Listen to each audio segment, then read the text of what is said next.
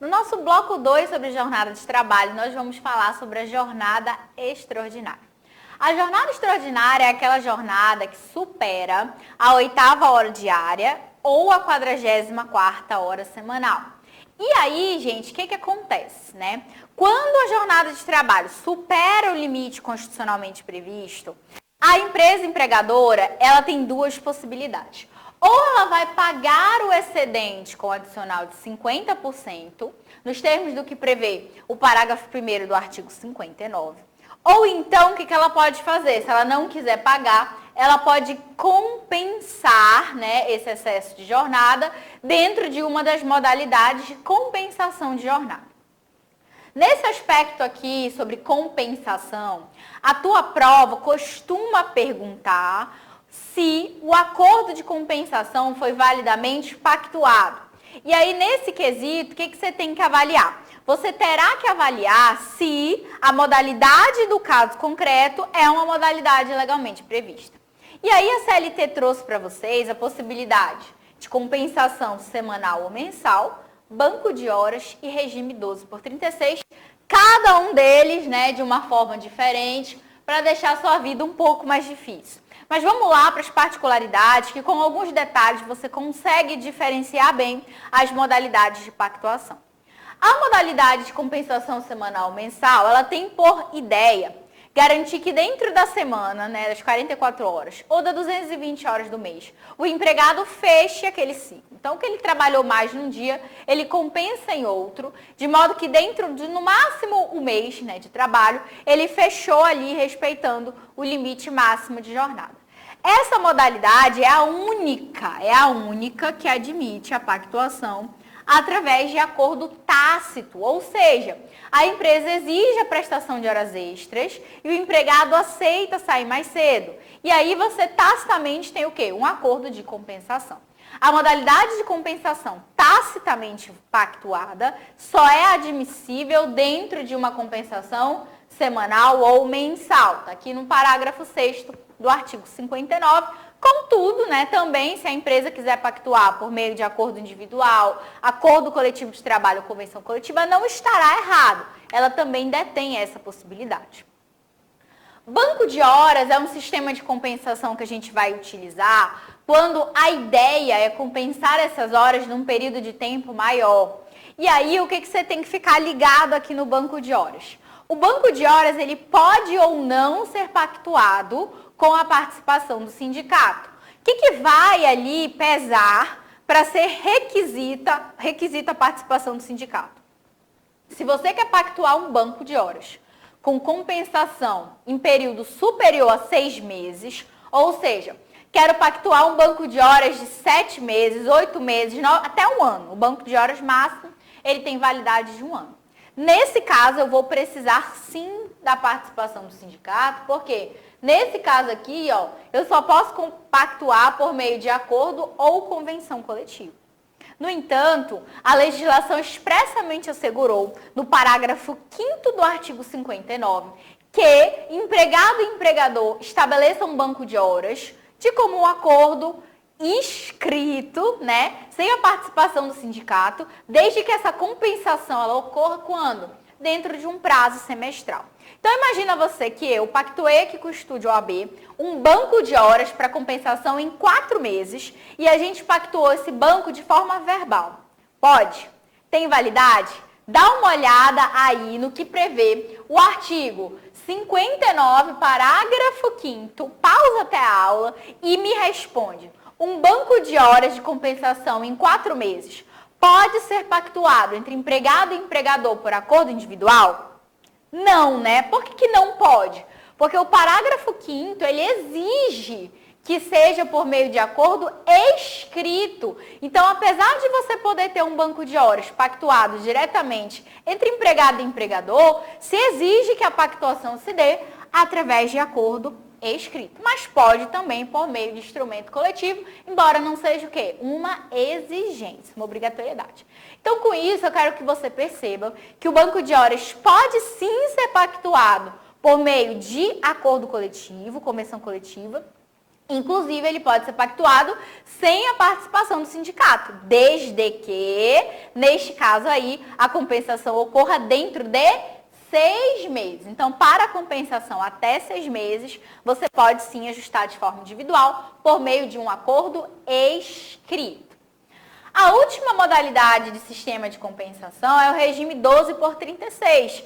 Esse regime 12 por 36, ele funciona da seguinte maneira. Um dia eu trabalho 12 horas, vou seguir essas 12 por 36 de descanso, trabalho mais 12, folgo 36 horas, trabalho 12, folgo 36 horas e assim sucessivamente. Como é que eu posso pactuar o regime 12 por 36? Posso pactuar por meio de acordo individual escrito, acordo coletivo de trabalho ou convenção coletiva de trabalho.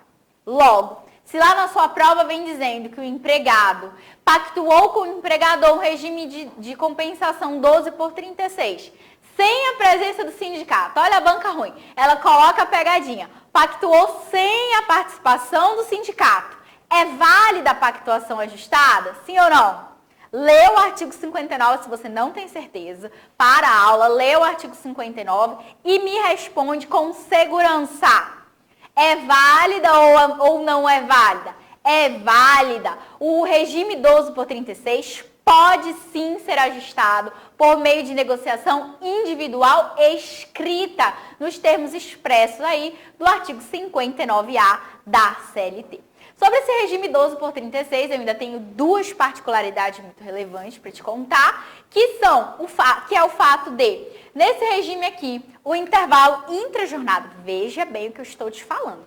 Eu estou te falando que no regime 12 por 36, e não em qualquer tipo de regime, no 12 por 36, o empregador detém a faculdade de conceder o intervalo intrajornada, ou, caso ele não queira conceder intervalo entre a jornada, ele pode indenizar o intervalo entre a jornada.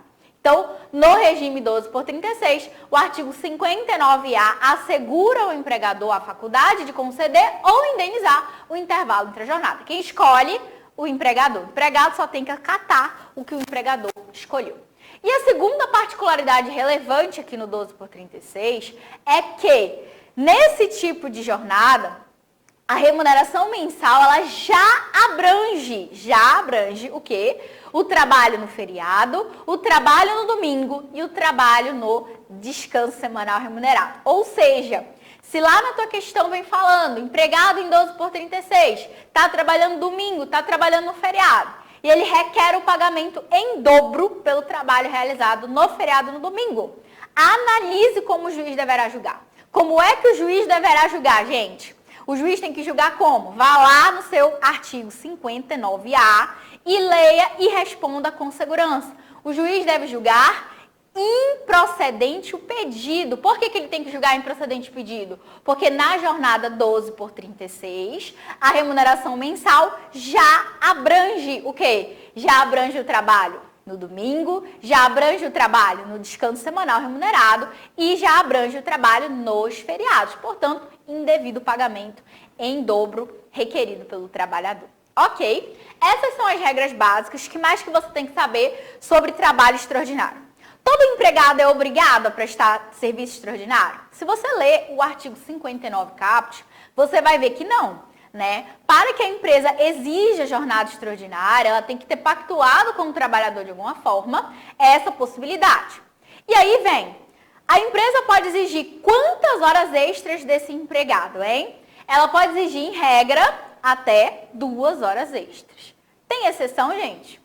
Quem é que sabe a exceção onde a empresa vai poder exigir até 4 horas. Por que eu estou falando isso? Acabamos de sair de uma pandemia. E a tua prova pode cobrar, né? Ela ainda não explorou muito a pandemia no direito do trabalho, mas ela pode, a qualquer tempo, cobrar essa situação. Quando é que o empregado ele pode fazer 4 horas extras? quando a gente estiver diante de um motivo de força maior. Então, existe uma situação que exige que a empresa cumpra em razão de uma necessidade de força maior, ela vai precisar atender uma grande demanda. E a pandemia é um exemplo. Então, quantos remédios não tiveram aí uma maior procura? Quantos itens de consumo? Foi luva, foi álcool, foi um monte de coisa que as pessoas tiveram que aumentar a produção. E aí, com isso, os empregados, em razão do motivo de força maior, puderam, né, ser exigidos aí em relação à jornada extraordinária até o limite de 4 horas ao dia. Nesse ponto, a tua CLT tem um artigo que vai prever o adicional de 25%, está errado, tá? A gente tem que fazer uma interpretação conforme, e mesmo na jornada extraordinária por motivo de força maior, se assegura que o pagamento do adicional de no mínimo 50%.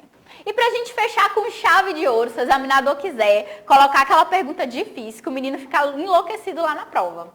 O menor, gente, pode fazer hora extra? Empregado menor pode trabalhar em regime de trabalho extraordinário? Se você não sabe essa resposta, procura primeiro no índice remissivo da sua CLT, acha lá no índice remissivo, marca, deixa destacado para você, né, no momento que você for fazer a consulta, achar com maior facilidade. E aí depois você volta para cá. Então, empregado menor pode ou não pode fazer horas extras? Empregado menor pode fazer horas extras em 2 situações excepcionais. Então, em regra, né, como é que funciona? O menor não pode fazer horas extras, em regra. Mas em 2 exceções, ele vai poder realizar horas extras. Quais, né? Primeira exceção, se eu estiver diante de um sistema de compensação semanal, previsto em norma coletiva, o empregado menor poderá fazer horas extras. Segunda exceção, que é o motivo de força maior. Então, eu estou diante de uma situação de força maior. E, além da força maior, o trabalho do menor ele é indispensável para o funcionamento da empresa. Esse menor vai poder fazer horas extras? Vai. E, nesse caso, também poderá fazer até 4 horas extras. Então, a gente fechou aqui o nosso bloco 2 de jornada de trabalho, falando sobre a jornada extraordinária. Bloco 3, a gente vai falar sobre intervalo. Intervalo intra-jornada e intervalo interjornada. Se liga aí nesse bloco 3 que já vai começar.